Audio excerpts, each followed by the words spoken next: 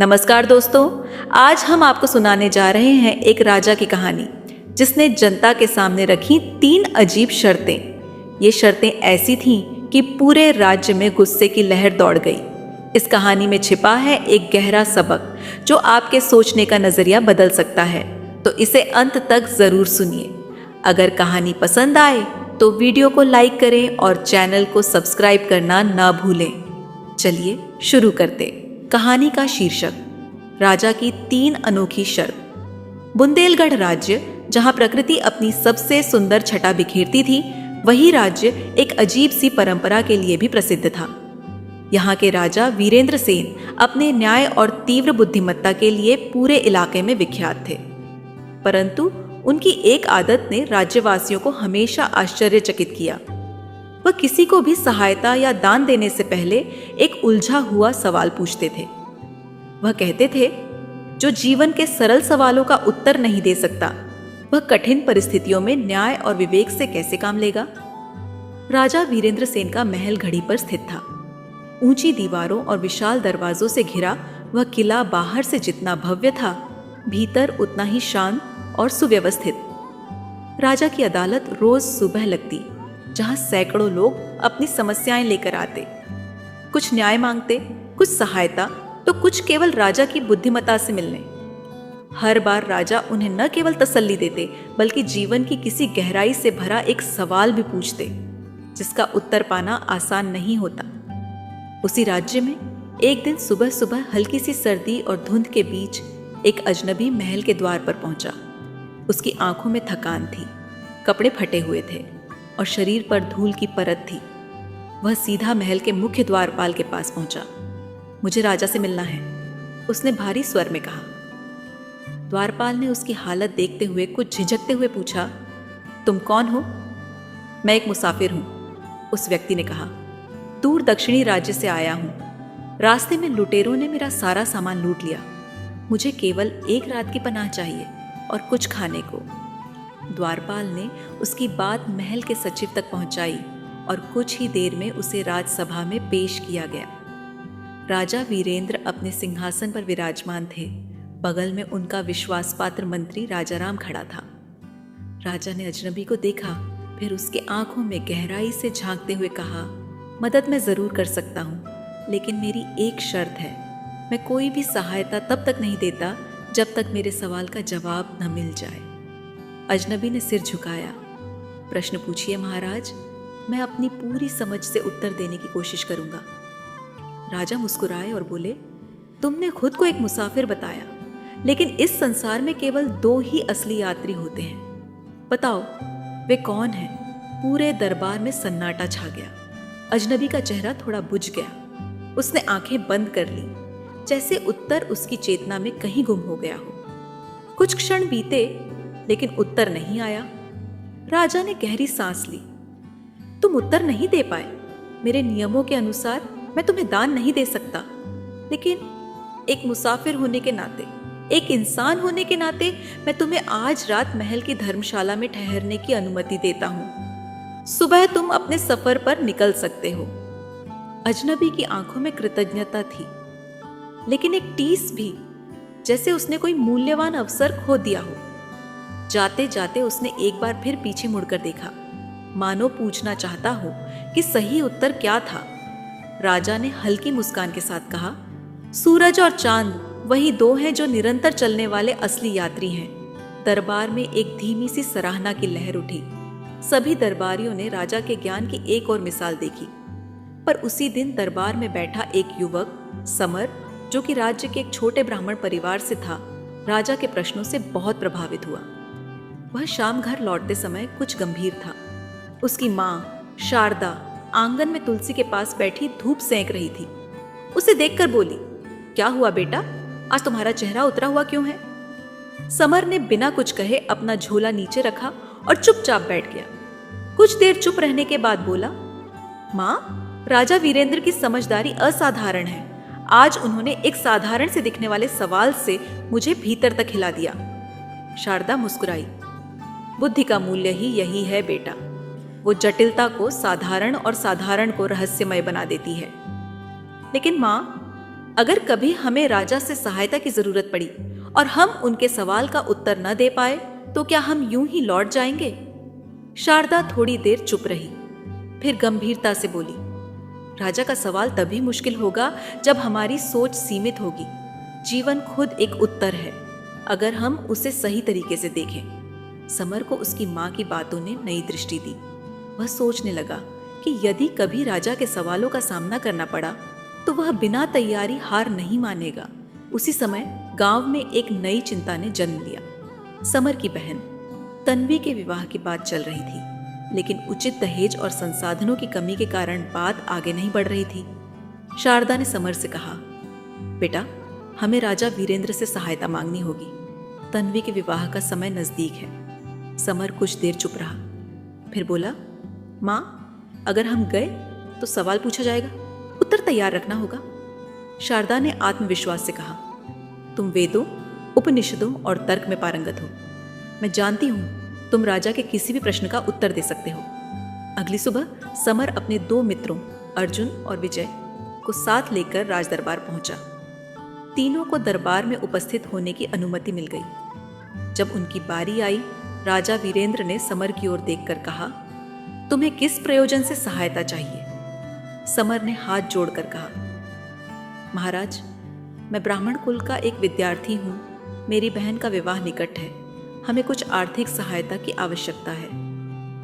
राजा ने मुस्कुराते हुए सिर हिलाया, सहायता मैं जरूर करूंगा, लेकिन मेरे प्रश्न का उत्तर देना होगा। तुम्हें एक कहानी सुनाता हूं और तुम्हें बताना है कि उसका निष्कर्ष क्या हुआ। पूरे दरबार में सन्नाटा छा गया। समर की आंखें सजग हो गईं। राजा ने कहना शुरू किया, एक बार वीरनगर राज्य में राजा युवराज प्रताप सिंह थे, जिनकी बेटी अनन्या अत्यंत बुद्धिमान और आत्मनिर्भर थी। युवराज ने उसका विवाह करने के लिए देश भर के योग्य युवाओं को आमंत्रित किया, लेकिन राजकुमारी किसी से प्रभावित नहीं हुई। अंततः 4 युवाओं को चुना गया, जिनमें एक व्यापारी, एक पशु भाषाविद, एक पंडित और एक योद्धा था। प्रत्येक ने अपने गुण बताए। राजा ने समर की आंखों में देखते हुए पूछा, बताओ, राजकुमारी किसे चुनेगी और क्यों? पूरा दरबार अब समर की ओर देखने लगा। वह सोच में डूब गया। उसके उत्तर के साथ ही उसकी सहायता का फैसला होना था, लेकिन इस कहानी की गुत्थी और भी गहरी थी। राजा वीरेंद्र के गूढ़ सवाल ने पूरे दरबार की सांसें रोक दी थी। समर की आंखें एक क्षण के लिए बंद हो गईं। वह न केवल प्रश्न को सुन रहा था, बल्कि उसके भीतर छिपे मर्म को भी टटोल रहा था। राजा ने कहानी अधूरी छोड़ते हुए कहा था, राजकुमारी ने 4 योग्य युवकों को देखा। एक व्यापारी जो अपनी कमाई को 4 भागों में बांटता था, एक भाग देवताओं के लिए, एक स्वयं के लिए, एक बचत में और एक अपनी पत्नी के लिए। दूसरा जो पशु पक्षियों की भाषा समझता था। तीसरा जो वेद और पुराणों का झाता था। और चौथा जो शब्द भेदी बाण का निष्णात योद्धा था। बताओ समर, राजकुमारी किसे अपना वर चुनेगी और क्यों? समर ने धीरे से आंखें खोली, फिर राजा की ओर देखकर बोला, महाराज, यह प्रश्न केवल बुद्धि का नहीं, मनोविज्ञान का भी है। एक राजकुमारी जो स्वयं आत्मनिर्भर और विवेकी हो, वह विवाह जैसे निर्णय को केवल बाहरी गुणों से नहीं देखेगी। उसे यह समझना होगा कि कौन उसके जीवन के उद्देश्य, उसके दायित्व और भविष्य के संघर्षों में उसका साथ दे सकता है। राजा ने सिर हिलाया, जैसे संकेत दे रहे हो कि वह आगे बोले। समर ने कहना शुरू किया, व्यापारी का वित्तीय प्रबंधन प्रशंसनीय है, पर वह ज्ञान या सुरक्षा नहीं देता। पशु पक्षियों की भाषा जानना एक विशेष गुण है, लेकिन इसका जीवन की व्यावहारिक समस्याओं से क्या संबंध है, यह संदिग्ध है। विद्वान पंडित के पास वेद और उपनिषद का ज्ञान है, लेकिन क्या वह राजकुमारी के साथ खड़े होकर राज्य के संकटों से जूझ सकता है? यह अनिश्चित है। दरबार में खामोशी थी। समर ने सांस ली और फिर कहा, लेकिन चौथा युवक जो शब्द भेदी बाण चला सकता है, वह न केवल योद्धा है, बल्कि सुनने और समझने की क्षमता भी रखता है। वह ध्वनि पर ध्यान देकर लक्ष्य निर्धारित करता है। एक क्षत्रिय होने के नाते वह राजकुमारी के साथ राज्य की जिम्मेदारियां बांट सकता है। इसलिए मेरा उत्तर है, राजकुमारी उसी से विवाह करेगी जो शब्द भेदी बाण चलाता है। राजा ने अपनी दृष्टिमंत्री राजा राम की ओर घुमाई और दोनों की आंखों में हल्की सी चमक आ गई। फिर उन्होंने समर की ओर देखा और मुस्कुरा कर कहा, तुम्हारा उत्तर न केवल युक्ति संगत है बल्कि गहराई से विचारशील भी है। तुमने मेरी अपेक्षा से अधिक विवेक का परिचय दिया है। दरबार में एक क्षण को तालियों की ध्वनि गूंजी। समर ने विनम्रता से सिर झुकाया। राजा ने इशारे से उसे बैठने को कहा। राजा बोले, समर, तुम्हारे उत्तर से मैं प्रसन्न हूं। तुम्हारी सहायता की जाएगी, लेकिन क्या तुम मेरी अगली परीक्षा के लिए भी तैयार हो? समर ने बिना झिझक कहा, महाराज, जीवन जब जब परीक्षा लेता है मैंने झुककर नहीं, खड़े होकर उसका सामना किया है। राजा ने मंत्री को बुलाया और कहा, समर के परिवार को तन्वी के विवाह के लिए आवश्यक सहायता दी जाए। साथ ही इन्हें 3 दिन तक महल में अतिथि के रूप में ठहराया जाए। हम समर की बुद्धिमत्ता की परीक्षा और लेना चाहते हैं। अगले 3 दिन महल में समर, अर्जुन और विजय के लिए ज्ञान, कला और तर्क की नई दुनिया के दरवाजे खुलने वाले साबित हुए। महल का पुस्तकालय, जो केवल चयनित विद्वानों के लिए खुलता था, समर के लिए खोला गया। वह सुबह से देर शाम तक पांडुलिपियों, ग्रंथों और राज्य की पुरानी कहानियों को पढ़ता रहा। उसकी आंखें अब केवल ज्ञान के शब्दों में नहीं बल्कि भविष्य के संकेतों में उलझी हुई थी। दूसरी ओर अर्जुन को अस्त्र शस्त्र की व्यावहारिक शिक्षा दी जा रही थी। उसने महल के आचार्य वीरनाथ से तलवार, धनुष और रणनीति की बारीकियां सीखना शुरू कर दिया। विजय, जो सबसे शांत और विचारशील था, दरबार के फैसलों की प्रक्रिया में रुचि ले रहा था। मंत्री राजाराम उसे प्रतिदिन होने वाली सुनवाइयों में साथ ले जाते, जहां वह जनता की समस्याएं, न्याय की मांग और राजा के निर्णयों को बारीकी से देखता। तीसरे दिन शाम को, जब सूरज पश्चिम की पहाड़ियों के पीछे छुप रहा था, राजा वीरेंद्र ने तीनों युवकों को अपने विशेष कक्ष में बुलाया। वहां केवल राजा, मंत्री और युवकों के अलावा कोई नहीं था। राजा ने गंभीर स्वर में कहा, तीनों में गुण हैं, पर जब तक इन गुणों को संकट में परखा न जाए तब तक वे केवल शब्द ही हैं। मैं चाहता हूं कि तुम तीनों कल से मेरी विशेष सेवा में रहो। हर एक को एक अलग कार्य सौंपा जाएगा जिसमें उसकी परीक्षा होगी। यह कार्य राज्य की भलाई से भी जुड़ा होगा। समर ने पूछा, क्या हम जान सकते हैं कि वह कार्य क्या होगा महाराज? राजा ने कहा, कल प्रातः काल तुम तीनों को पृथक पृथक सूचना दी जाएगी। अब विश्राम करो, क्योंकि कल से तुम्हारे जीवन की दिशा बदल सकती है। रात के उस शांत वातावरण में समर अपनी कोठरी की खिड़की से बाहर टकटकी लगाए बैठा रहा। तारों से भरे आसमान को देखकर वह सोचता रहा।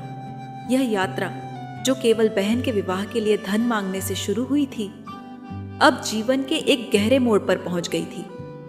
अगली सुबह एक सेवक समर को महल के पीछे स्थित एक पुराने प्रांगण में ले गया। वहां मंत्री राजाराम पहले से उपस्थित थे। उन्होंने एक कागज समर को सौंपते हुए कहा, समर, यह राज्य की एक पुरानी समस्या है। बुरनगढ़ गांव में 2 परिवार वर्षों से एक जमीन को लेकर झगड़ रहे हैं। गांव के पंच निर्णय नहीं कर पा रहे। राजा ने तुम्हें वहां भेजने का निर्णय लिया है ताकि तुम विवेक से यह विवाद सुलझा सको। समर ने आश्चर्य से पूछा, पर क्या मैं न्याय कर सकूंगा? राजाराम ने दृढ़ स्वर में कहा, तुमने बुद्धि का प्रमाण दिया है। अब समय है कि तुम न्याय और संवेदनशीलता से उसका उपयोग करो। वहां तुम्हें कोई मदद नहीं मिलेगी, केवल तुम्हारी सोच और निर्णय क्षमता काम आएगी। समर ने सिर झुकाया। मैं यह उत्तरदायित्व स्वीकार करता हूं। वह दिन ढलते ही घोड़े पर सवार होकर बुरनगढ़ की ओर निकल पड़ा। रास्ते में गांवों से गुजरते हुए उसने जनता की आंखों में आशा और थकान का मिश्रण देखा। शाम तक वह बुरनगढ़ पहुंचा। गांव के चौपाल पर 2 वृद्ध पुरुष उसका इंतजार कर रहे थे। दोनों की आंखों में क्रोध, जिद और वर्षों की थकान थी। पहले वृद्ध ने कहा, मैं बंसीलाल हूं। इस जमीन पर मेरे बाप दादों का कब्जा रहा है। दूसरे ने टोकते हुए कहा, और मैं सूरजमल। यह जमीन मेरे पुरखों की है। बंसीलाल ने छल से इसे हड़प लिया। समर ने दोनों को शांत करने का प्रयास किया। मैं राजा वीरेंद्र का प्रतिनिधि हूं। कल सुबह जांच करूंगा और निर्णय सुनाऊंगा। तब तक आप दोनों कोई विवाद न करें। उस रात समर को नींद नहीं आई। वह जमीन के नक्शे, पुराने दस्तावेज और गांव के बुजुर्गों की गवाही पर ध्यान देता रहा। सुबह होते ही वह गांव के बुजुर्गों को बुलाया। उन्होंने कहा, हमें तो बस इतना याद है कि कभी यह जमीन साझी हुआ करती थी। यहाँ दोनों परिवारों के खेत थे, लेकिन फिर एक जलकुंड के कारण विवाद शुरू हुआ। समर ने जलकुंड को देखने की इच्छा जताई। जब वह वहां पहुंचा तो देखा कि कुंड के चारों ओर की मिट्टी उपजाऊ और नम थी, जबकि दोनों परिवारों की जमीनें उससे लगी थीं। समर ने दोनों परिवारों को बुलाकर कहा, यह जलकुंड ही विवाद की जड़ है, लेकिन अगर हम इस जलकुंड को दोनों के संयुक्त उपयोग में लें तो इसकी सिंचाई से दोनों की भूमि उपजाऊ हो सकती है। मैं प्रस्ताव करता हूं कि यह जमीन आधी आधी बांट दी जाए और कुंड दोनों के सामूहिक संरक्षण में रहे। पहले तो दोनों पक्ष असहमत दिखे, लेकिन जब गांव के अन्य बुजुर्गों ने इसका समर्थन किया तो वे मान गए। वर्षों पुराना विवाद उसी दिन समाप्त हुआ। गांव वालों ने समर को विदा करते समय कहा, बेटा, तूने बुद्धि और दिल दोनों से काम लिया है। राजा वीरेंद्र को बता देना, बुरनगढ़ में अब अमन है। महल लौटते समय समर की आंखों में संतोष था। उसने पहली बार अपने ज्ञान को केवल किताबों से नहीं, जीवन की जमीन पर उतरते हुए देखा था। लेकिन वह नहीं जानता था कि यह तो केवल शुरुआत थी। राजमहल की सुबह एक नई योजना के साथ शुरू हुई। पिछली रात को राजा वीरेंद्र ने जिन तीनों युवकों को अलग अलग परीक्षा सौंपने की बात कही थी, उसी योजना के अनुसार अर्जुन को तड़के ही विशेष दरबार में बुलाया गया। वहां मौजूद थे राजा स्वयं, मंत्री राजाराम और कुछ गिने चुने सलाहकार। अर्जुन को जब बुलावा मिला वह आश्चर्यचकित था, लेकिन उसकी चाल में आत्मविश्वास झलक रहा था। राजा ने गंभीर स्वर में कहा, अर्जुन, तुम्हारे भीतर मैंने व्यवहारिक बुद्धिमत्ता और साहस का मेल देखा है। आज मैं तुम्हें एक कठिन लेकिन रोचक कार्य सौंपना चाहता हूं। अर्जुन ने सिर झुकाया। महाराज, आदेश दीजिए। राजा ने एक पन्ना उठाया और पढ़ना शुरू किया। राज्य के दक्षिणी हिस्से में स्थित चंद्रपुर गांव का एक किसान, नाम है रघुनाथ, अपनी मां के इलाज के लिए धन चाहता है। लेकिन गांव का धनकुबेर सेठ राधेलाल उस पर एक अजीब शर्त रख रहा है। जब तक वह एक कागज में हवा और दूसरे में आग लेकर नहीं आता, वह उसे एक भी मुद्रा नहीं देगा। यह सेठ अपने विचित्र शौकों और लोगों को उलझाने वाले खेलों के लिए प्रसिद्ध है। राजा ने अर्जुन की आंखों में झांका। तुम्हारा कार्य है रघुनाथ को यह समस्या हल करने में सहायता देना, लेकिन ध्यान रहे, यह समस्या सरल नहीं है। यह सेठ एक चालाक व्यापारी है और किसी भी हल्के प्रयास से वह हार नहीं मानेगा। अर्जुन ने तनिक मुस्कुराते हुए कहा, महाराज, समस्या जितनी अजीब होगी, समाधान उतना ही रोचक होगा। मैं चंद्रपुर जाकर इस पहेली को सुलझाऊंगा। उसी दोपहर अर्जुन घोड़े पर सवार होकर चंद्रपुर की ओर रवाना हुआ। रास्ते में वह सोचता रहा, एक कागज में हवा और दूसरे में आग, ये भौतिक रूप से असंभव लगने वाले संकेत हैं, पर क्या इसका हल प्रतीकों में छिपा है या फिर यह केवल एक मानसिक परीक्षा है? चंद्रपुर पहुंचते ही वह गांव के चबूतरे पर खड़े कुछ लोगों से रघुनाथ के बारे में पूछने लगा। थोड़ी ही देर में एक दुबला पतला युवक उसके पास आया। उसकी आंखों में चिंता थी, पर चाल में विनम्रता और संकोच। आप शायद महल से आए हैं? युवक ने पूछा। हाँ, मैं अर्जुन हूं। राजा वीरेंद्र ने मुझे तुम्हारी समस्या सुलझाने भेजा है। तुम ही रघुनाथ हो। जी महाराज, मेरी माँ बीमार हैं और वैद्य ने कहा है कि उन्हें तुरंत नगर के चिकित्सालय में भर्ती करना होगा, पर हमारे पास इतने धन नहीं है। और सेठ राधेलाल ने कैसी शर्त रखी है, ये विस्तार से बताओ, अर्जुन ने पूछा। रघुनाथ ने एक गहरी सांस ली। वह कहता है कि अगर मैं उसे एक कागज में हवा और एक कागज में आग लेकर दूं, तभी वह मदद करेगा। मैंने बहुत सोचा, लेकिन समझ नहीं पा रहा कि क्या करूं। अर्जुन कुछ देर शांत रहा। फिर उसने रघुनाथ से कहा, चलो पहले तुम्हारी मां से मिलते हैं। उन्हें देखकर मुझे अंदाजा होगा कि हमारे पास कितना समय है। रघुनाथ अर्जुन को अपनी झोपड़ी में लेकर गया। भीतर बांस की एक खाट पर एक वृद्धा लेटी थी। जिनके माथे पर गीला कपड़ा रखा गया था। उनका चेहरा पीलापन लिए हुए था और शरीर तेज बुखार में तप रहा था। अर्जुन ने उनकी नब्ज़ देखी और धीमे से कहा, हमें जल्द से जल्द पैसे का इंतजाम करना ही होगा। उस रात अर्जुन गांव के बाहर खेतों में बैठकर गहरी सोच में डूबा रहा। चंद्रमा की हल्की रोशनी में उसका चेहरा दृढ़ निश्चय से चमक रहा था। वह सोच रहा था, अगर हवा को महसूस किया जा सकता है तो उसे किसी माध्यम से दर्शाया जा सकता है, और आग जो झलकर प्रकाश और गर्मी देती है, क्या उसे सुरक्षित रूप से दिखाया जा सकता है? तभी एक विचार उसकी चेतना में कौंधा। वह तुरंत उठकर रघुनाथ को जगाने पहुंचा। रघुनाथ, तुम्हारे घर में पुराना कागज, बांस की पतली छड़ियां और थोड़ा तेल होगा? रघुनाथ ने सिर हिलाया। हाँ, ये सब है। पर क्यों? तुम्हें बस मेरे निर्देशों पर चलना है, अर्जुन ने मुस्कुराते हुए कहा। अर्जुन ने पहले पुराने कागज की शीट को मोड़ते मोड़ते एक पंखे का आकार दे दिया, फिर उसे पतली छड़ी पर चिपकाया। वह एक साधारण हाथ पंखा बन गया। फिर उसने रघुनाथ से कहा, अब इस पंखे को जोर से झलना शुरू करो। क्या महसूस होता है? हवा, रघुनाथ ने आश्चर्य से कहा। ठीक यही हमें सेठ को देना है, अर्जुन ने उत्तर दिया। फिर उसने दूसरा कागज लिया और उसे एक बेलनाकार आकृति में मोड़कर उसका ऊपरी हिस्सा संकरा बना दिया। फिर उसमें तेल डालकर बत्ती लगाई। यह एक कागज का कंदील बन गया। जब उसमें आग जलाई गई तो वह जलती रही, लेकिन कागज को क्षति नहीं पहुंची, क्योंकि उसकी ऊपरी परत में मिट्टी और राख का मिश्रण लगा दिया गया था।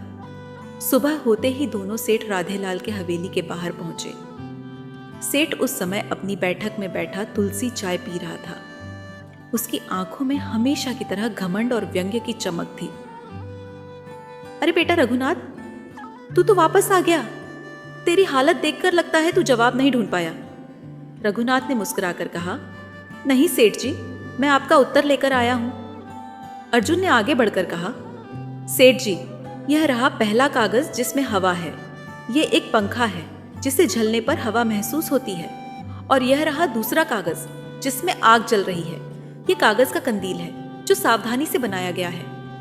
सेठ का चेहरा पहले हक्का बक्का हुआ, फिर उसने जलते हुए कंदील को देखा, पंखे से आती हवा को महसूस किया और अंततः गहरी सांस लेकर कहा, बेटा, मैं वर्षों से लोगों को ऐसे उलझाता रहा, लेकिन आज पहली बार किसी ने बुद्धि और साहस दोनों से मेरा खेल हराया है।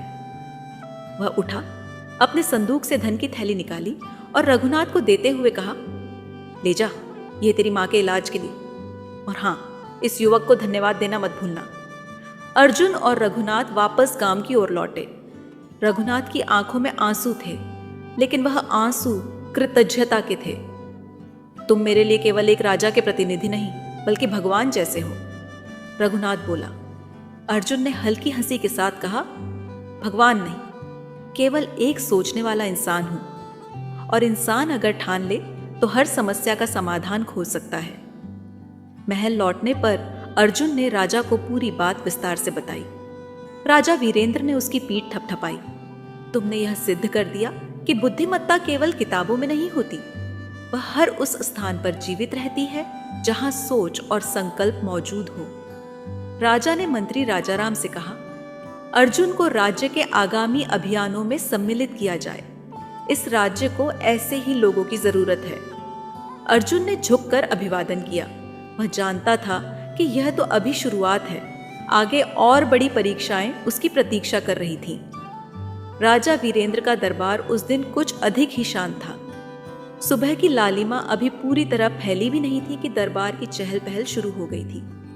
महल के भीतर एक विशेष सभा का आयोजन किया गया था, जिसमें केवल चुनिंदा दरबारी और मंत्री उपस्थित थे। समर और अर्जुन की परीक्षा अब पूरी हो चुकी थी और दोनों ने अपने विवेक और साहस से राजा को संतुष्ट किया था। अब बारी थी विजय की। वह युवक जो सबसे शांत, सबसे गंभीर और सबसे कम बोलने वाला था। विजय को जब बुलाया गया तो वह अपने सधे हुए कदमों से धीरे धीरे राजा के सामने पहुंचा। उसका सिर झुका हुआ था और चेहरे पर वैसा ही संयम था जैसे किसी साधक का हो। राजा ने उसे बैठने का संकेत दिया और बोले, विजय, अब तुम्हारी परीक्षा की बारी है। मैं जानता हूं कि तुम ज्यादा नहीं बोलते, लेकिन आज जो काम तुम्हें सौंपने जा रहा हूं वह न केवल विचारशीलता की बल्कि समाज की गहराई से समझ की मांग करता है। विजय ने विनम्र स्वर में कहा, महाराज, आपकी सेवा में मुझे जो भी कार्य मिलेगा उसे पूर्ण श्रद्धा से करूंगा। राजा ने मंत्री की ओर देखा और मंत्री राजा राम ने एक पत्र बढ़ाया। पत्र पढ़ते हुए राजा बोले, तुम्हें राज्य के पश्चिमी गांव गंगापुर भेजा जा रहा है। वहां से एक चिट्ठी आई है जिसमें कहा गया है कि गांव में 2 ऐसे व्यक्ति हैं जिनमें से एक ने कभी झूठ नहीं बोला और दूसरा ऐसा है जिसने कभी सच नहीं बोला। यह बात पूरे गांव में चर्चा का विषय बनी हुई है, लेकिन कोई यह तय नहीं कर पा रहा कि वे कौन हैं। विजय ने आश्चर्य से पूछा, महाराज, क्या इस बात की कोई सच्चाई है? राजा ने मुस्कुराकर कहा, सच और झूठ दोनों कभी कभी एक ही सिक्के के 2 पहलू हो सकते हैं। यही परीक्षा है। क्या तुम अपने विवेक से पहचान सकोगे कि कौन है जो जीवन भर सच बोलता रहा और कौन है जिसने कभी सच नहीं कहा? विजय ने सिर झुकाया। मैं प्रयास करूंगा महाराज। राजा ने फिर कहा, लेकिन याद रहे, इस कार्य में ना तो बल काम आएगा और ना ही ग्रंथों का ज्ञान। यहाँ केवल तुम्हारी निरीक्षण क्षमता, संवेदनशीलता और मानवीय समझ काम आएगी। अगली सुबह विजय घोड़े पर सवार होकर गंगापुर की ओर रवाना हुआ। मार्ग में वह पेड़ों की हरियाली, पक्षियों की आवाजें और नदी की कलकल ध्वनि को सुनता रहा। उसे बाहरी दुनिया की नहीं बल्कि मनुष्यों की आंतरिक दुनिया की जांच करनी थी। गंगापुर एक शांत गांव था, लेकिन पिछले कुछ महीनों से वहां एक विचित्र बहस चल रही थी। गांव की पंचायत में अक्सर यह प्रश्न उठता कि उन 2 व्यक्तियों में कौन सच बोलता है और कौन हमेशा झूठ, लेकिन किसी को यह तय करने का कोई तरीका नहीं मिल रहा था। विजय जैसे ही गांव पहुंचा, उसे ग्राम प्रधान रमेश्वर ने स्वागत किया। वह एक वृद्ध व्यक्ति था जिसकी आंखों में अनुभव की झलक थी। राजकुमार विजय, हमारे गांव में आपका स्वागत है, रमेश्वर ने कहा। विजय ने झुककर अभिवादन किया। ग्राम प्रधान जी, कृपया मुझे उन 2 व्यक्तियों से मिलवाइए जिनके बारे में यह बात कही जा रही है। रमेश्वर ने आगे बढ़ते हुए कहा, पहला है नारायण, जो बचपन से ही बहुत सीधे और सच्चे स्वभाव का है। दूसरा है भोला राम, जिसे गांव के बच्चे भी झूठा कहकर बुलाते हैं। लेकिन अब गांव वाले भ्रम में हैं, क्योंकि दोनों की हर बात उलझाने वाली होती है। पहले वे नारायण के घर पहुंचे। वह एक वृद्ध व्यक्ति था जिसकी आंखों में आत्मविश्वास और मुख पर सादगी थी। विजय ने उसका अभिवादन किया और पूछा, नारायण जी, क्या आप जीवन भर सच बोलते आए हैं? नारायण ने सिर हिलाया। मैंने कभी झूठ नहीं बोला, लेकिन अब लोग मेरी बातों पर भरोसा नहीं करते। कभी कभी तो लगता है जैसे सत्य बोलना ही सबसे बड़ा पाप हो गया है। फिर वे भोलाराम के घर पहुंचे। वह रंग बिरंगे कपड़े पहने एक छोटे से आंगन में बैठा भजन गा रहा था। जब विजय ने उससे वही सवाल पूछा तो वह हंस पड़ा। मैं तो झूठ के सिवा कुछ जानता ही नहीं। अगर मुझे कोई सच कहने को कहे तो शायद मैं मुंह ही ना खोलूं। विजय ने दोनों की बातें ध्यान से सुनी, लेकिन किसी निष्कर्ष पर नहीं पहुंचा। अगले 3 दिन वह गांव में ही रहा। उसने दोनों व्यक्तियों की गतिविधियों को देखा, उनसे सवाल पूछे और गांव वालों से उनकी राय ली।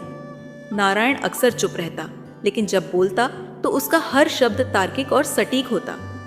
दूसरी ओर भोलाराम हर बात को मजाक में टाल देता और अक्सर लोगों को भ्रमित कर देता था।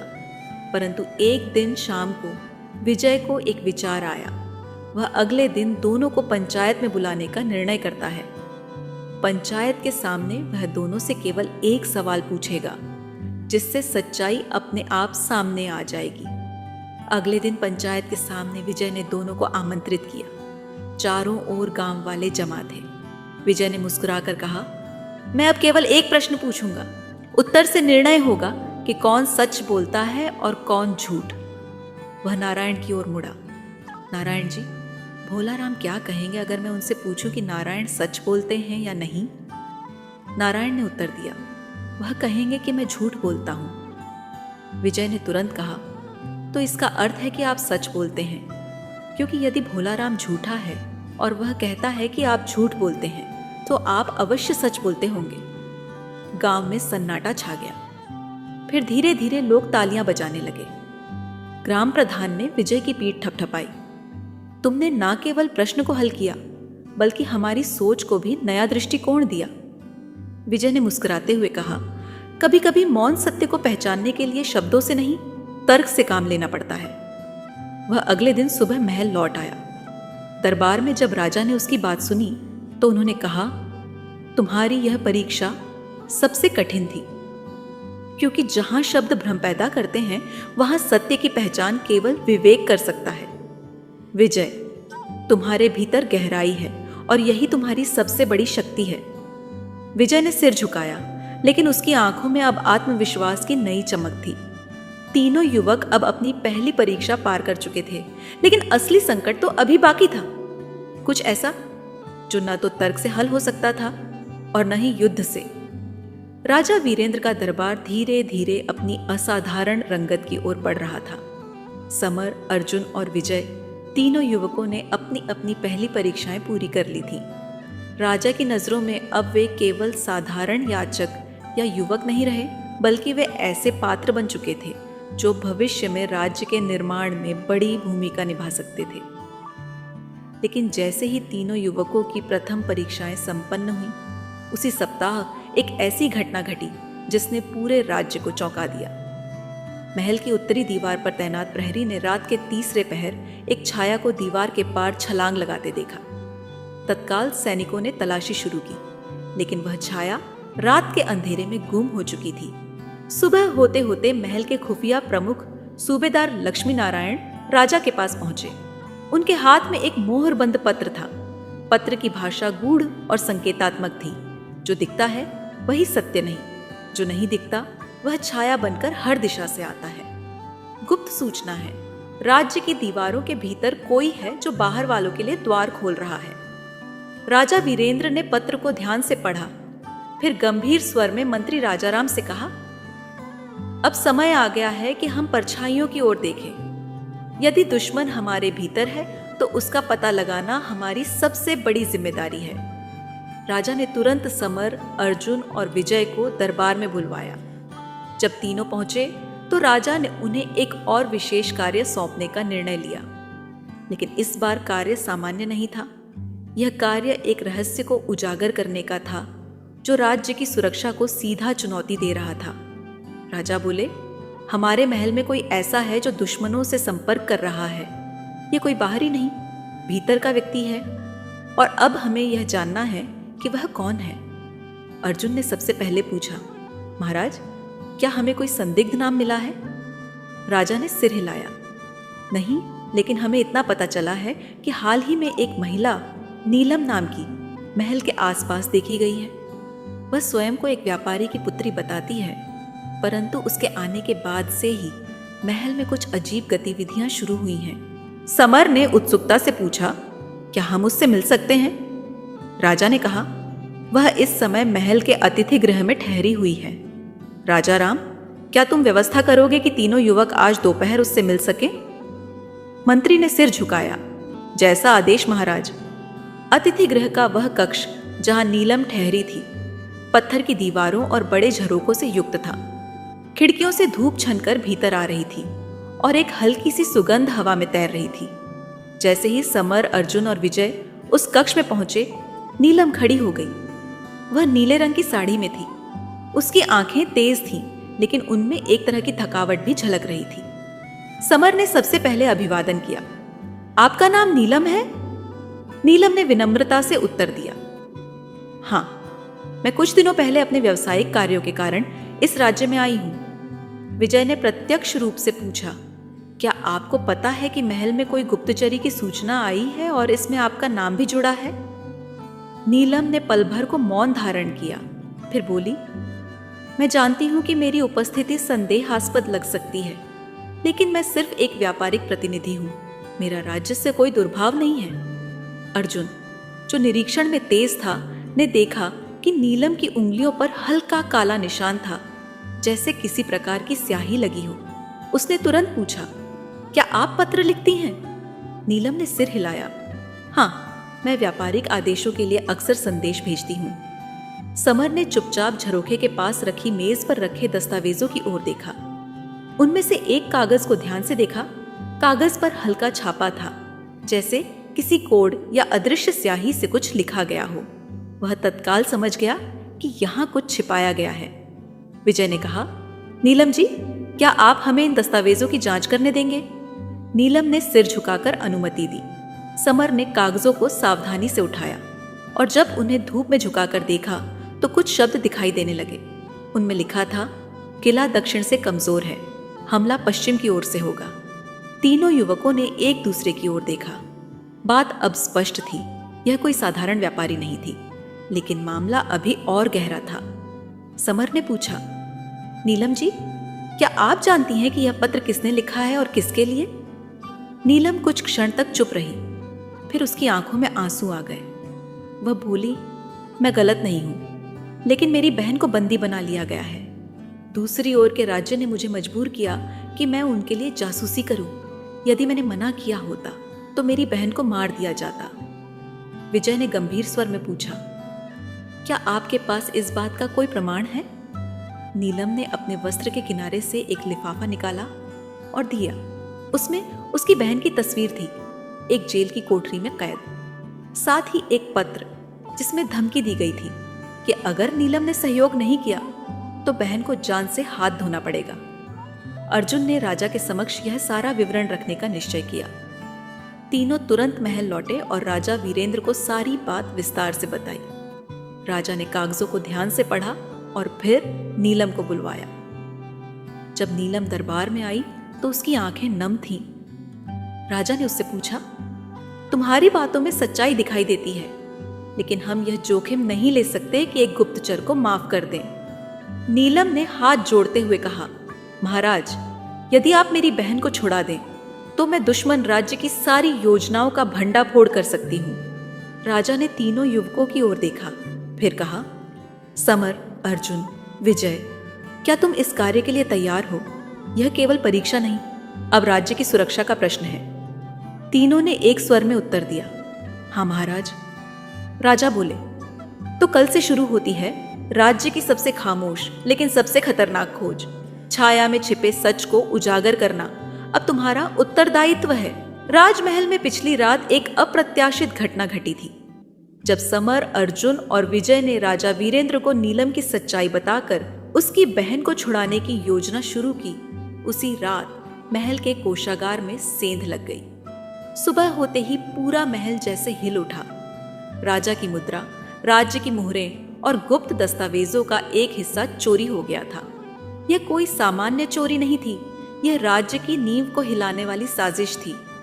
राजा वीरेंद्र की आंखों में क्रोध और चिंता दोनों दिखाई दे रहे थे। दरबार में सभी प्रमुख मंत्रियों और सुरक्षा अधिकारियों को बुलाया गया। सूबेदार लक्ष्मी नारायण ने गहरी आवाज में कहा, चोर ने कोई साधारण रास्ता नहीं चुना, वह पश्चिमी सुरंग से आया है जो वर्षों से बंद मानी जाती थी। वह सुरंग केवल पुराने दस्तावेजों में दर्ज थी। इसका अर्थ है कि चोर को महल के इतिहास और नक्शों की जानकारी थी। राजा ने तुरंत तीनों युवकों को बुलवाया। जब समर, अर्जुन और विजय दरबार में पहुंचे तो राजा ने गहरी दृष्टि से उनकी ओर देखा और बोले, अब हमारी परीक्षा तुम्हारी परीक्षा से बड़ी हो गई है। यह राज्य पर सीधा आघात है। क्या तुम तीनों एक बार फिर हमारी सहायता करने को तैयार हो? समर ने बिना एक पल गंवाए कहा, हम इस राज्य के रक्षक हैं महाराज, हम सब कुछ करेंगे। राजा ने धीरे से कहा, लेकिन इस बार समस्या बाहर से नहीं, भीतर से है। हमें यह समझना होगा कि चोर कौन है, उसका उद्देश्य क्या है, और वह इतना महत्वपूर्ण सुरंग मार्ग कैसे जानता था। मंत्री राजा राम ने कहा, हमने सुरंग के दोनों सिरों की छानबीन की। वहां ताजे पैरों के निशान और मिट्टी की हलचल पाई गई है। पर हैरानी की बात यह है कि इन सुरागों का कोई मेल महल में कार्यरत कर्मचारियों से नहीं बैठता।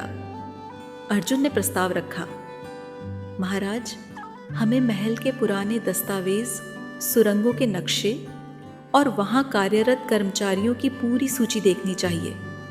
साथ ही जिन लोगों ने हाल ही में महल में प्रवेश किया है, उनकी गतिविधियों का अध्ययन करना होगा। राजा ने इजाजत दी और तीनों युवक इस रहस्य की गहराई में उतरने लगे। पहला संकेत उन्हें एक पुराने सेवक रमकलाल से मिला। रमकलाल वर्षों से कोषागार के निकट स्थित पुस्तकालय में काम करता था। जब विजय ने उससे बातचीत की तो उसने बताया, बीते कुछ दिनों से एक युवक अक्सर पुस्तकालय आता था और पुराने महल के नक्शों को देखने की अनुमति मांगता था। वह कहता था कि वह राजा के आदेश पर राज्य के स्थापत्य पर शोध कर रहा है। समर ने तुरंत पूछा, क्या तुम्हें उसका नाम याद है? रमकलाल ने कहा, उसने खुद को नरेश बतलाया। उसने साफ कपड़े पहन रखे थे और बातचीत बहुत विनम्रता से करता था, लेकिन उसकी आंखें हमेशा इधर उधर देखती रहती थीं। तीनों युवकों ने तुरंत नरेश की खोज शुरू की। कुछ ही घंटों में यह पता चला कि नरेश नाम का कोई व्यक्ति न तो दरबार की सूची में था और न ही राजा ने किसी शोध के लिए किसी को अनुमति दी थी। यह स्पष्ट था कि वह कोई बाहरी व्यक्ति था जो किसी तरह महल के भीतर दाखिल हो गया था। विजय ने कहा, अगर उसने पुस्तकालय से नक्शे देखे तो शायद वह कोषागार की सुरक्षा प्रणाली को भी जानता होगा। अर्जुन ने उत्तर दिया, हमें उस स्थान पर जाना चाहिए जहां सुरंग खुलती है। शायद वहां कुछ सुराग छूट गए हों। तीनों युवकों ने उस सुरंग की ओर रुख किया। वह स्थान महल के पश्चिमी कोने में स्थित था, जहां एक पुराना जलाशय बना हुआ था। जलाशय की एक दीवार हल्की सी दरार लिए हुए थी। जब अर्जुन ने उस दीवार पर हल्के से चोट की तो वह दीवार झंझनाकर पीछे हट गई। पीछे एक गुप्त सुरंग का द्वार खुल गया। वे तीनों भीतर गए। वहां दीवारों पर तेल के दियों के ताजे निशान थे। मिट्टी पर पांव के ताजे निशान भी मौजूद थे। समर ने एक किनारे झुका और वहां से एक छोटा चर्मपत्र उठाया। उस पर कोड में कुछ लिखा हुआ था। समर ने उसे ध्यान से देखा, फिर बोला, यह वही लिपि है जो हमने नीलम के पत्र में देखी थी। इसका अर्थ है कि चोरी नीलम के संपर्क वाले ही कर सकते हैं। जब वे महल लौटे तो राजा ने पूछा, क्या तुम्हें कुछ पता चला? अर्जुन ने चर्मपत्र राजा को सौंपा और कहा, हमें यह सुरंग के भीतर मिला। यह पत्र उसी गुप्त लिपि में लिखा है। इसका संबंध नीलम द्वारा बताए दुश्मन राज्य से हो सकता है। राजा ने पत्र पढ़ने के लिए अपने विशेष विद्वान राजकवि रुद्रसेन को बुलाया। रुद्रसेन ने कुछ देर में पत्र का अनुवाद कर सुनाया। कोषागार की पहली सीढ़ी के नीचे पश्चिमी कक्ष की दीवार में जहां खंभे पर नाग की आकृति बनी है, वही स्थान अगला मार्ग है। राजा ने समझ लिया कि यह साजिश अभी अधूरी नहीं थी। यह चोरी किसी एक बार की घटना नहीं, बल्कि एक लंबी योजना का हिस्सा थी। शायद अगला हमला और गहरा होने वाला था। राजा ने एक योजना बनाई। उन्होंने उस नकली खंभे के पास सैनिकों को छिपाकर तैनात किया। रात गहराई और जैसे ही तीसरा पहर शुरू हुआ, एक साया उस स्थान की ओर बढ़ा। लेकिन जैसे ही वह व्यक्ति खंभे के पास पहुंचा, सैनिकों ने उसे चारों ओर से घेर लिया। वह व्यक्ति कोई और नहीं बल्कि महल में कार्यरत एक कनिष्ठ मंत्री धवलराज था। वह पिछले 4 वर्षों से महल में कार्यरत था और सभी उसे ईमानदार समझते थे। लेकिन जब उसे राजा के सामने लाया गया, तब उसकी असली पहचान सामने आई। धवलराज ने स्वीकार किया कि वह नीलम के देश से जुड़ा जासूस था। जिम्मेदारी थी कि वह महल के भीतर रहकर नक्शे, गुप्त दस्तावेज और मुद्रा धीरे धीरे बाहर भेजे। राजा ने उसे गिरफ्तार करने का आदेश दिया और एक विशेष कारागार में रखने की बात कही। नीलम को भी दरबार में बुलाया गया। जब उसने धवलराज को देखा तो उसने कहा, यह वही है जिसने मुझे अपने जाल में फंसाया था। मेरी बहन की तस्वीर और पत्र इसी ने दिए थे। राजा ने नीलम की आंखों में देखा और कहा, यदि तुम सच्चाई के पक्ष में खड़ी हो गई हो तो हम तुम्हें अवसर देंगे कि तुम अपने देश में जाकर वहां के षड्यंत्रों का खुलासा करो। तीनों युवक जिन्होंने यह गूढ़ रहस्य उजागर किया था, अब राज्य के प्रमुख सहायक बन चुके थे। लेकिन इस पूरी घटना ने राजा को यह सिखा दिया कि असली संकट वही होता है जो अपनों के भेष में आता है। अंदर की यह लूट केवल धन की नहीं थी, बल्कि भरोसे की थी। पर अब वह भरोसा धीरे धीरे फिर से बन रहा था, समर, अर्जुन और विजय जैसे युवाओं के हाथों में। महल में धवलराज की गिरफ्तारी और उसके जासूस होने की सच्चाई सामने आने के बाद कई सवाल उठ खड़े हुए थे। नीलम की भूमिका पर भी अब प्रश्न चिन्ह लग चुका था। हालांकि समर, अर्जुन और विजय ने यह मान लिया था कि नीलम मजबूरी में एक ऐसे षड्यंत्र का हिस्सा बनी थी जिसमें उसकी सहमति नहीं थी, लेकिन राज्य की दृष्टि से यह प्रमाणित करना आवश्यक था कि वह अब भी विश्वास योग्य है या नहीं। राजा वीरेंद्र ने विशेष मंत्रणा बुलाई, जिसमें मंत्री राजाराम, सूबेदार लक्ष्मी नारायण, राजकवि रुद्रसेन और तीनों युवक शामिल हुए। राजा ने गंभीर स्वर में कहा, नीलम ने यह स्वीकार किया है कि वह दबाव में एक षड्यंत्र का हिस्सा बनी, लेकिन यदि वह वास्तव में हमारे साथ है तो उसे अपने अतीत की परछाइयों से बाहर आना होगा। हम उसे अंतिम अवसर देंगे, एक परीक्षा जो यह सिद्ध करेगी कि वह अब किसके पक्ष में खड़ी है। राजकवि रुद्रसेन ने प्रस्ताव रखा, उसे वह कार्य सौंपा जाए जिसे केवल एक सच्चे सहयोगी ही पूरा कर सकता है। राजा ने सहमति में सिर हिलाया। हम उसे वापस उसके राज्य में भेजेंगे, लेकिन अब वह गुप्तचर बनकर हमारे लिए कार्य करेगी। उसे वहां जाकर यह पता लगाना होगा कि अगला हमला कब और कहां होने वाला है, और सबसे महत्वपूर्ण, क्या उसके राज्य ने महल में और किसी को अपना आदमी बना रखा है। अर्जुन ने चिंता से कहा, महाराज, यह कार्य अत्यंत जोखिम भरा है। यदि उसके पुराने साथियों को उसके बदले रुख का आभास हो गया तो वे उसकी जान ले सकते हैं। विजय ने गंभीरता से जोड़ा, लेकिन यह परीक्षा केवल राज्य के लिए नहीं, नीलम के लिए भी उतनी ही आवश्यक है। अगली सुबह नीलम को विशेष कक्ष में बुलाया गया। राजा वीरेंद्र स्वयं उस बैठक की अध्यक्षता कर रहे थे। नीलम भीतर आई। उसके चेहरे पर आत्मविश्वास था, लेकिन आंखों में गहराई से छिपा हुआ तनाव साफ दिखाई दे रहा था। राजा ने सीधे कहा, नीलम, तुम्हें हम एक अंतिम अवसर दे रहे हैं। यदि तुम वास्तव में अपने अपराध पर पश्चाताप करती हो और राज्य के प्रति वफादार हो चुकी हो तो तुम्हें एक कठिन कार्य करना होगा। तुम्हें अपने राज्य लौटकर वहां के षड्यंत्रों की जानकारी हमें लाकर देनी होगी। नीलम ने बिना किसी हिचकिचाहट के उत्तर दिया, महाराज, मैं इसके लिए तैयार हूं। मैंने जिन हालातों में यह रास्ता चुना था वो मेरी मजबूरी थी, लेकिन अब मैं अपनी गलती सुधारना चाहती हूँ। अगर मेरा यह प्रयास मेरी बहन को मुक्त कराने के बाद मेरे अंत का कारण भी बन जाए तो मैं वह भी स्वीकार करूंगी। राजा ने एक क्षण तक नीलम को देखा, फिर आदेश दिया कि उसे गुप्तचर दल के वरिष्ठ अधिकारी देवकी नंदन की देखरेख में प्रशिक्षित किया जाए। अगले 4 दिन नीलम के लिए परीक्षा की तरह थे। प्रशिक्षण शिविर में उसे सांकेतिक भाषा, अदृश्य स्याही, पहचान बदलने की कला और मानसिक संतुलन बनाए रखने की विशेष शिक्षा दी गई। देवकी नंदन ने उसे बताया, जब तुम दुश्मन के शिविर में जाओगी तो तुम्हारा चेहरा तुम्हारा हथियार नहीं, तुम्हारा सबसे बड़ा खतरा होगा। वहां तुम्हें वही बनना पड़ेगा जो वे चाहते हैं, लेकिन भीतर से तुम वही रहोगी जो तुम बन चुकी हो, एक नई नीलम। इन 4 दिनों में नीलम ने किसी से कोई शिकायत नहीं की।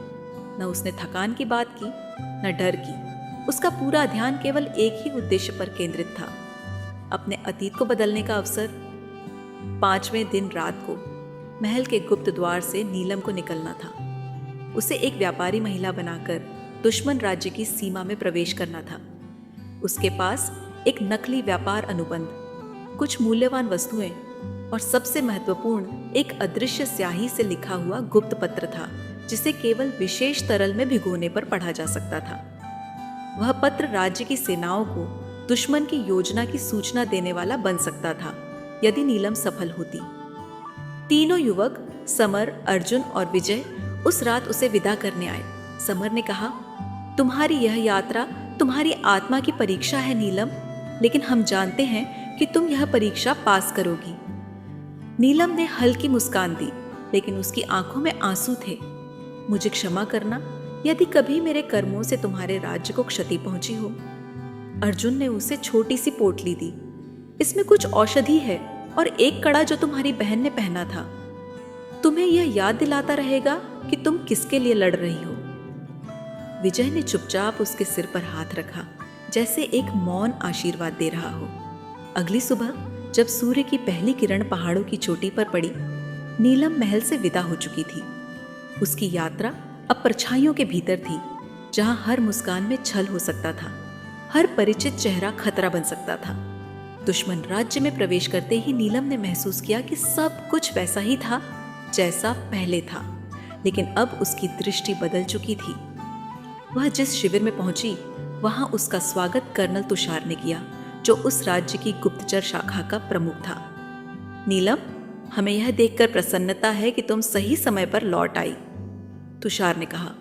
नीलम ने बिना झिझक उत्तर दिया, मेरे पास महल की कुछ महत्वपूर्ण जानकारियां हैं, लेकिन पहले मैं अपनी बहन से मिलना चाहती हूं, तुषार ने कहा। बहन अभी सुरक्षित है, लेकिन पहले हमें तुम्हारी वफादारी की परख करनी होगी। अगले 3 दिन नीलम को अलग अलग जांचों और निगरानी में रखा गया। महल की रक्षा प्रणाली, सुरंगों, सैनिकों की तैनाती और राजा की आदतों के बारे में पूछा गया, लेकिन उसने बहुत चतुराई से केवल पुरानी और सार्वजनिक जानकारियां ही दी ताकि संदेह न हो। चौथे दिन उसे बताया गया कि उसकी बहन एक गुप्त स्थान पर बंदी है और अगर वह अपने अंतिम कार्य में सफल हो गई तो उसे छोड़ दिया जाएगा। नीलम ने सहमति दी, लेकिन उसी रात उसने छिपकर अपने गुप्त पत्र को एक कबूतर के साथ भेज दिया महल की दिशा में। राजा वीरेंद्र को 2 दिन बाद वह पत्र मिला। उसमें दुश्मन की योजना, अगला हमला स्थल और गुप्तचरों के नाम दर्ज थे। राजा ने तुरंत अपनी सेना को तैयार किया और एक गुप्त अभियान की योजना बनाई, लेकिन दुश्मन को शक हो गया था। कर्नल तुषार को जैसे ही नीलम की गतिविधियों पर संदेह हुआ, उसने आदेश दिया कि नीलम को कैद किया जाए, लेकिन नीलम पहले ही अपनी बहन के साथ शिविर से भाग चुकी थी। एक लंबी और थकान भरी रात के बाद वे दोनों राज्य की सीमा में दाखिल हो पाईं। महल लौटने पर नीलम को जैसे एक नया जीवन मिला। राजा वीरेंद्र ने उसे खुले दरबार में सम्मानित किया। आज इस राज्य को एक गुप्तचर नहीं, एक रक्षक मिली है। नीलम, तुम्हारी अग्नि परीक्षा में तुम खरी उतरी। तीनों युवकों ने तालियों के साथ उसका स्वागत किया। समर ने कहा, अब तुम केवल नीलम नहीं हो, तुम इतिहास का वह पन्ना बन चुकी हो जिसमें एक दोषी का रिडेम्पशन लिखा गया है। नीलम की आंखों में सच्चे विश्वास की चमक थी। वह अब न केवल स्वतंत्र थी, बल्कि एक नई पहचान के साथ भविष्य की दिशा में बढ़ चुकी थी। महल में उत्सव का वातावरण था। नीलम की बहादुरी और निष्ठा ने न केवल राजा वीरेंद्र का विश्वास जीता, बल्कि समर, अर्जुन और विजय के मन में भी उसके लिए सम्मान और विश्वास की एक गहरी भावना भर दी थी। लेकिन यह आनंद का क्षण ज्यादा देर टिक नहीं पाया। राजा को जैसे ही नीलम द्वारा भेजे गए पत्र से दुश्मन राज्य की योजना का पूरा विवरण मिला, उन्होंने तुरंत अपनी मंत्रिपरिषद की आपात बैठक बुलाई। बैठक में सेनापति पृथ्वी सिंह, मंत्री राजाराम, गुप्तचर प्रमुख देवकी नंदन और तीनों युवक भी मौजूद थे। राजा का चेहरा गंभीर था और उनकी आंखों में चिंता की स्पष्ट झलक थी। राजा ने सभा को संबोधित करते हुए कहा, हमारे महल के भीतर की सारी जानकारियां अब शत्रु पक्ष के पास पहुंच चुकी हैं। वे जानते हैं कि हमारी सेना किस दिशा में तैनात है, हमारी सीमाओं पर कितने प्रहरी हैं और हमारी कौन सी सुरंगें चालू नहीं हैं। उनका हमला बस कुछ ही दिनों में हो सकता है। सेनापति पृथ्वी सिंह ने कहा, महाराज, हमारी सेना तैयार है, हम एक भी गज जमीन नहीं छोड़ेंगे। राजा ने सिर हिलाया। मैं जानता हूं सेनापति, लेकिन यह केवल युद्ध नहीं, बुद्धि की भी लड़ाई है। हमें यह अनुमान लगाना होगा कि वे कहां से हमला करेंगे और हम उन्हें कैसे चौंका सकते हैं। गुप्तचर प्रमुख देवकी नंदन ने नीलम की सूचना का हवाला देते हुए कहा, उनका पहला हमला हमारी पश्चिमी सीमा की ओर होगा, जहां जंगल हैं और सैनिक कम संख्या में हैं। वे चाहते हैं कि हम उत्तर और दक्षिण पर ध्यान केंद्रित रखें, जबकि वे पश्चिम से घुसपैठ करें। विजय ने विचारपूर्वक कहा, तो हमें पश्चिम को ही सबसे मजबूत बनाना होगा, लेकिन ऐसा दिखाना नहीं है। हम अपने सैनिकों को छिपाकर तैनात करें ताकि शत्रु को लगे कि वह क्षेत्र अब भी कमजोर है। राजा ने विजय की बात को सराहा और सेनापति को आदेश दिया कि पश्चिमी जंगलों में छिपकर युद्ध कला जानने वाले योद्धाओं को तैनात किया जाए और उनके प्रशिक्षण के लिए अर्जुन को जिम्मेदार बनाया जाए। उधर समर को यह जिम्मेदारी दी गई कि वह राज्य के नागरिकों को शांति का विश्वास दिलाए और आपदा प्रबंधन की तैयारी करवाए। विजय को महल की रक्षा व्यवस्था की निगरानी और हर रोज की गुप्त सूचना संग्रहण की जिम्मेदारी दी गई। राज्य अब युद्ध की तैयारी में जुट चुका था। समर गांव-गांव जाकर लोगों से मिलता, उन्हें बताता कि वे डरे नहीं, राज्य की रक्षा के लिए हर कदम उठाया जा रहा है। वह स्वयं सेवकों की टोली बनाकर अनाज, दवाइयां, जल और आवश्यक वस्तुओं का संग्रह करवा रहा था। वहीं अर्जुन ने जंगल में एक अस्थायी सैन्य शिविर की स्थापना की। उसने एक नई योजना पर काम शुरू किया, जिसे वह ध्वनि छल युद्ध कहता था। इसके तहत सैनिकों को विशेष प्रशिक्षण दिया गया, जिससे वे शत्रु की दिशा भ्रमित कर सके। जैसे टीन के डिब्बों को जंगल में बांधकर हल्की हवा में भी आवाज उत्पन्न करना, जिससे लगे कि बड़ी सेना आगे बढ़ रही है। विजय ने महल के गुप्त मार्गों की मरम्मत और पुनर्गठन शुरू करवाया। उसने पुराने नक्शों का सहारा लेकर ऐसे रास्ते खोजे जहां से सैनिक महल में घुस सकते थे। हर मार्ग पर पहरा बैठा दिया गया। उसकी निगरानी में एक विशेष गुप्त संदेश प्रणाली भी बनाई गई, जिसके तहत हर 2 घंटे में मुख्य कक्ष में सूचना पहुंचनी थी। 3 दिन बीते। चौथे दिन सुबह गुप्तचर विभाग से एक सूचना आई, शत्रु की सेना राज्य की सीमा पर पहुंच चुकी है। राजा ने दरबार में सबको बुलाया। राजा ने अपना शाही कवच पहन रखा था। चेहरे पर गंभीरता और स्वर में संकल्प था। समय आ गया है जब हमें अपने राज्य, अपने लोगों और अपने आत्मसम्मान के लिए खड़ा होना है, उन्होंने कहा। शाम होते होते आकाश में धुएं के बादल उठने लगे थे। पश्चिमी आकाश पर शत्रु की टुकड़ी की छाया स्पष्ट दिखाई दे रही थी, पर राजा की सेना पहले से तैयार थी। अर्जुन की रणनीति ने काम किया। जंगल में फैलाए गए भ्रमकारी उपायों से शत्रु सेना भ्रमित हो गई। कई टुकड़ियां दाएं बाएं बिखर गईं, लेकिन मुख्य हमला रात के तीसरे प्रहर में हुआ। शत्रु ने गुप्त मार्ग से घुसने का प्रयास किया, वही मार्ग जिसे विजय ने पहले ही चिन्हित कर लिया था। जैसे ही शत्रु भीतर घुसा, वहां पहले से छिपे योद्धाओं ने उन्हें घेर लिया। एक मूक लेकिन घातक युद्ध हुआ। तलवारें टकराईं, बाणों ने निशाने साधे और कई सैनिक अंधेरे में ही ढेर हो गए। समर ने नागरिकों को महल के भीतर सुरक्षित रखने का कार्य संभाला। वह हर परिवार से स्वयं मिलकर उनकी स्थिति देख रहा था। बच्चों को आराम से सुलाना, बुजुर्गों के लिए दवाइयों की व्यवस्था कराना।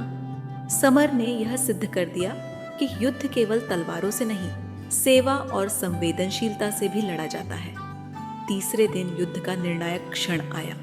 शत्रु की सेना ने अंतिम प्रयास करते हुए महल की उत्तर पश्चिमी दीवार पर धावा बोला, लेकिन उस समय राजा स्वयं उस स्थान पर पहुंचे। उनके साथ अर्जुन और विजय भी थे। एक ऐतिहासिक युद्ध हुआ। एक तरफ संख्या में बड़ी परंतु भ्रमित सेना, दूसरी ओर रणनीति और संकल्प से भरी हुई छोटी लेकिन मजबूत सेना। राजा वीरेंद्र ने स्वयं युद्ध में भाग लिया। उनकी तलवार की चमक ने कई शत्रु सैनिकों को पीछे धकेल दिया। अर्जुन ने शब्दभेदी बाणों से आगे बढ़ने वालों को रोक दिया। विजय ने घेराबंदी को मजबूत करते हुए शत्रु की पीठ पर हमला करवाया। रात ढलते ढलते शत्रु सेना पीछे हटने लगी। उनके सेनापति घायल होकर भाग खड़े हुए। राज्य की विजय सुनिश्चित हो चुकी थी, लेकिन युद्ध का मूल्य भी चुकाना पड़ा। कई सैनिक शहीद हुए, कई घायल। राजा ने युद्ध की समाप्ति के बाद खुले मैदान में जनसभा की। उन्होंने कहा, आज की यह विजय केवल सेना की नहीं, इस राज्य के हर उस नागरिक की है जिसने विश्वास बनाए रखा। आज समर, अर्जुन और विजय ने यह सिद्ध किया है कि आने वाला भविष्य अब उनके हाथों में सुरक्षित रहेगा। राजा ने तीनों युवकों को राज्य रक्षक की उपाधि दी और उन्हें राज्य की सेनाओं, प्रशासन और न्याय विभाग में प्रमुख स्थान देने का निर्णय लिया। राज्य पर आया यह संकट टल चुका था, लेकिन अभी 2 और परीक्षाएं बाकी थीं। वे प्रश्न जो राजा के मन में वर्षों से थे और जिनका उत्तर आज भी अनिश्चित था। लेकिन एक बात अब निश्चित हो चुकी थी, समर, अर्जुन और विजय उस उत्तर को खोजने के लिए तैयार थे। राज्य में शांति लौट चुकी थी, परंतु महल के भीतर कुछ ऐसा था जो अब भी अस्थिर था। युद्ध जीत लिया गया था, पर राजा वीरेंद्र की आंखों में एक अजीब सी गहराई दिखाई देती थी, जैसे कोई अधूरापन उन्हें भीतर ही भीतर कुरेद रहा हो। तीनों युवक, समर, अर्जुन और विजय, अब राज्य के प्रमुख अधिकारी बन चुके थे। उनकी जिम्मेदारियां तय हो चुकी थीं, सम्मान उन्हें मिल चुका था और जनता उन्हें अपना रक्षक मानने लगी थी। लेकिन यह कहानी यहीं समाप्त नहीं होनी थी, क्योंकि राजा वीरेंद्र के मन में 3 ऐसे प्रश्न थे जिन्हें वे वर्षों से संजोए हुए थे। प्रश्न जिनका उत्तर उन्हें न तो शास्त्रों में मिला था और न ही किसी गुरु से। वह प्रश्न जो उन्होंने स्वयं अपने जीवन के अनुभवों से घड़े थे, पर जिनका उत्तर आज तक अधूरा था। एक सुबह राजा वीरेंद्र ने महल के भीतर स्थित नंदन वन में तीनों युवकों को आमंत्रित किया। यह स्थान केवल विशेष अवसरों के लिए ही खोला जाता था। एक शांत उद्यान जहां हरियाली, सुगंधित फूल और एक शांत झील की उपस्थिति थी। तीनों युवक जैसे ही वहां पहुंचे, उन्हें राजा एक संगमरमर की बेंच पर बैठे मिले। पास ही एक पुराना हस्तलिखित ग्रंथ खुला रखा था, जिसके पन्ने हवा में धीरे धीरे पलट रहे थे। राजा ने उठते हुए कहा, आज मैं तुम्हें राज्य का सबसे कठिन कार्य सौंपने जा रहा हूं। यह युद्ध नहीं है और न ही कोई षड्यंत्र। यह एक यात्रा है, आत्मा की, विचारों की और अंततः उत्तर की। समर ने धीरे से पूछा, महाराज, किस प्रकार का कार्य है यह? राजा मुस्कुराए। 3 प्रश्न हैं, सरल दिखने वाले, पर गहराई में समुद्र से भी अधिक गहरे। यदि तुम तीनों इनका उत्तर खोज सको तो मैं निश्चिंत होकर राज्य का भार तुम्हारे हाथों सौंप सकूंगा। विजय ने विनम्रता से कहा, हम सुनने को तैयार हैं महाराज। राजा ने एक एक करके तीनों की ओर देखा, फिर कहा, पहला प्रश्न, मनुष्य जीवन में सबसे बड़ा सत्य क्या है? दूसरा प्रश्न, सबसे कठिन कार्य कौन सा है जिसे करना मनुष्य टालता रहता है? और तीसरा प्रश्न, एक राजा को न्याय करते समय सबसे पहले किस बात का ध्यान रखना चाहिए? तीनों युवक शांत हो गए। प्रश्न सरल प्रतीत होते थे, लेकिन उनमें एक गहराई छुपी थी जो केवल पुस्तकीय ज्ञान से नहीं, अनुभव से ही मापी जा सकती थी। राजा ने कहा, तुम्हें 2 दिन का समय देता हूं। इन 2 दिनों में तुम इन प्रश्नों पर चिंतन करो, लोगों से मिलो, जीवन को देखो और फिर उत्तर लेकर मेरे पास आओ। पर ध्यान रहे, उत्तर केवल शब्द नहीं होने चाहिए, वे तुम्हारे आचरण में, तुम्हारे दृष्टिकोण में दिखाई देने चाहिए। तीनों ने सिर झुकाकर सहमति जताई और फिर उन्होंने अपनी सबसे कठिन यात्रा शुरू की। एक यात्रा जो न किसी गुप्त रास्ते से गुजरती थी, न किसी तलवार के वार से लड़ती थी। यह यात्रा उनके भीतर की ओर थी। समर सबसे पहले एक वृद्ध सन्यासी के पास पहुंचा, जो वर्षों से नदी किनारे स्थित एक छोटी सी कुटिया में रहता था। वह व्यक्ति बोलता कम था, लेकिन उसकी आंखों में वर्षों का ज्ञान था। समर ने पूछा, आपके अनुसार सबसे बड़ा सत्य क्या है? सन्यासी मुस्कुराए, सत्य वही है जो बदलता नहीं, समय के साथ, स्थान के साथ, परिस्थिति के साथ भी नहीं। मृत्यु, परिवर्तन और समय की नश्वरता, यही सबसे बड़ा सत्य है। परंतु जीवन में सबसे गूढ़ सत्य है क्षमा। जब तुम किसी को क्षमा करते हो, तब तुम स्वयं को मुक्त करते हो। समर ने यह बात मन में बसा ली। उसने दिन भर गांव के लोगों से भी बात की, किसान, बढ़ई और एक विधवा महिला से। सभी के जीवन में संघर्ष थे, पर उन्होंने एक चीज समान बताई, सबसे कठिन होता है अपने स्वयं के दोषों को स्वीकार करना। उधर अर्जुन जंगल के किनारे बसे आदिवासी समुदाय के पास गया। उसने देखा कि वे लोग बहुत साधारण जीवन जीते हैं, लेकिन उनमें एक गहरी संतुष्टि है। उसने उनके मुखिया से वही प्रश्न पूछा। मुखिया ने हंसते हुए कहा, सबसे कठिन काम माफ करना नहीं, बदलना। मनुष्य अपने विचार, अपनी आदतें और अपने पूर्वग्रह नहीं बदलना चाहता। वह दूसरों को बदलने की अपेक्षा करता है, पर खुद को नहीं। अर्जुन सोच में पड़ गया। उसने देखा कि वहीं एक वृद्ध व्यक्ति अपने पुत्र की मृत्यु के बाद भी दूसरों को समझा रहा था कि जीवन चलता रहता है। वह व्यक्ति दुख में डूबा था, लेकिन दूसरों के लिए सहारा बना हुआ था। विजय, जो सबसे शांत और चिंतनशील था, वह सीधे न्यायालय की ओर गया। वहां उसने सप्ताह भर के सभी फैसलों को पढ़ा। फिर वह उन लोगों से मिला जिनके पक्ष में निर्णय हुआ था, और उनसे भी जिनके विरुद्ध। उसने देखा कि न्याय वही है जो पक्षपात रहित हो, लेकिन उसमें करुणा होनी चाहिए। न्याय जो क्रोध या व्यक्तिगत भावनाओं से मुक्त हो। तीनों युवक जब 2 दिन बाद राजा के पास लौटे, तो उनके चेहरों पर वह चमक थी जो केवल गहराई से मिले उत्तरों के बाद आती है। राजा ने पूछा, तो क्या तुम तैयार हो अपने उत्तर देने के लिए?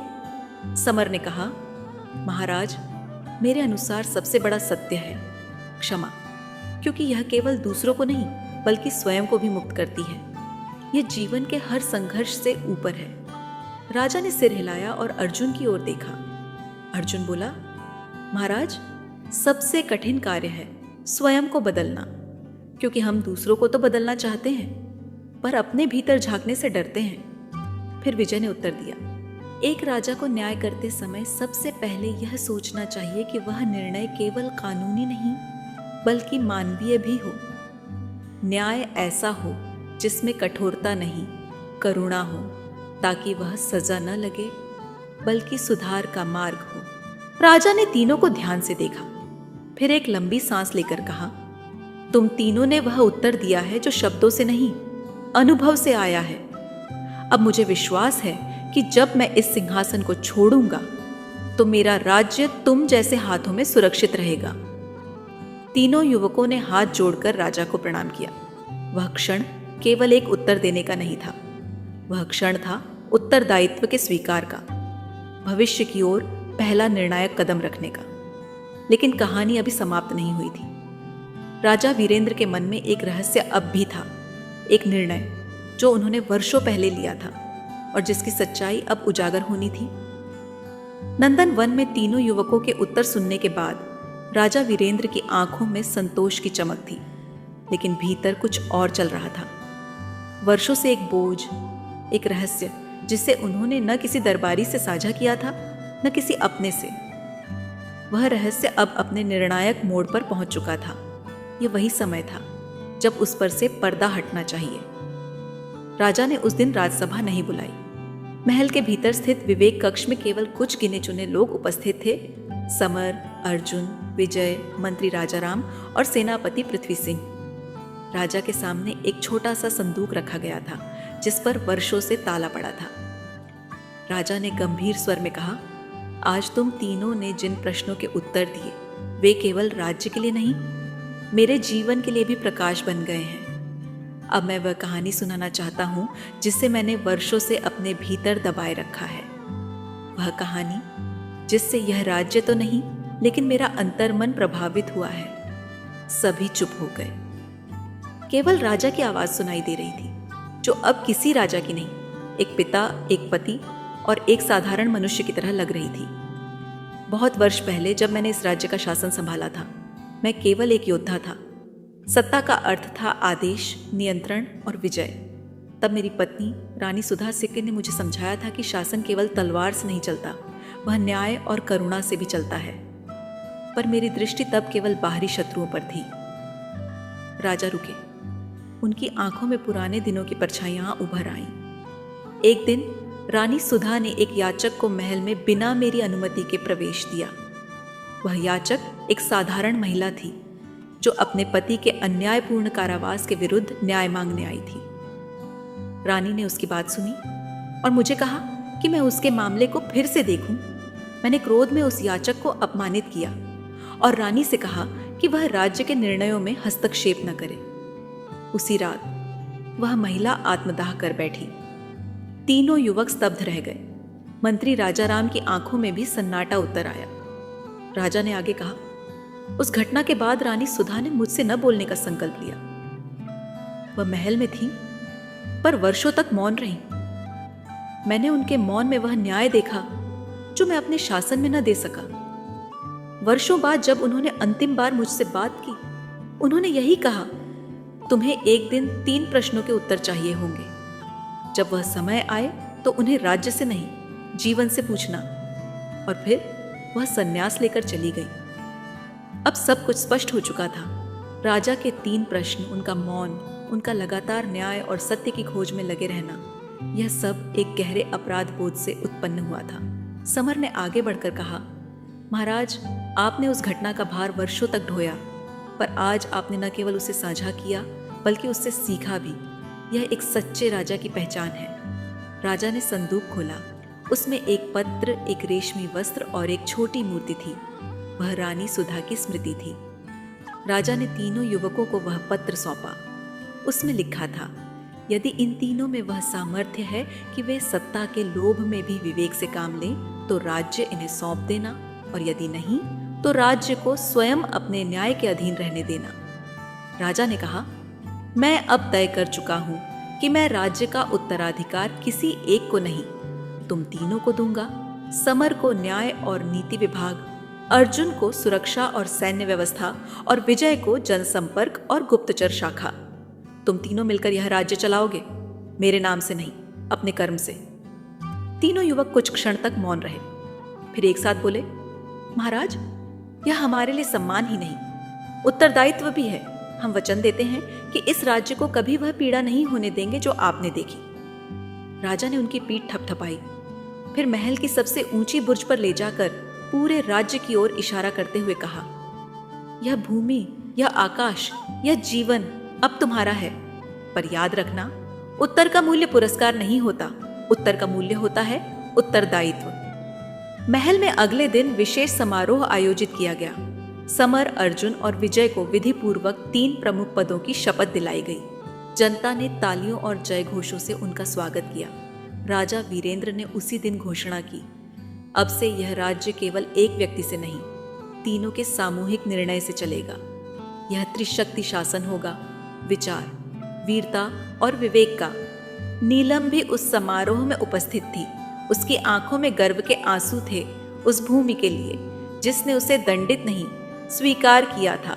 और इस प्रकार एक कहानी पूरी हुई, एक राजा की, 3 युवकों की और एक राज्य की, जिसने सिखाया कि प्रश्नों का उत्तर कभी आसान नहीं होता, लेकिन यदि वह हृदय से खोजा जाए तो वह केवल उत्तर नहीं, एक दिशा बन जाता है।